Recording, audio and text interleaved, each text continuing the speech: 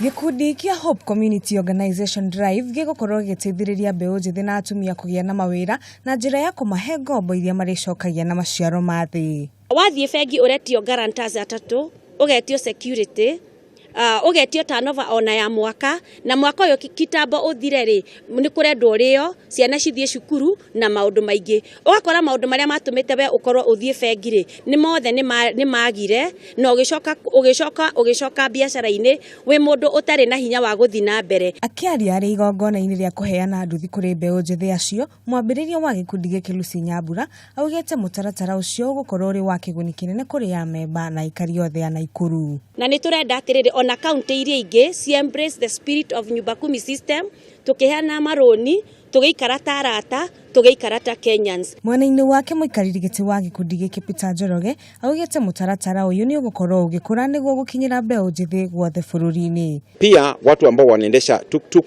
na sisi wachuuzi wote wa Nakuru town wote tumeweza kujumuika katika kikundi chetu cha Hope.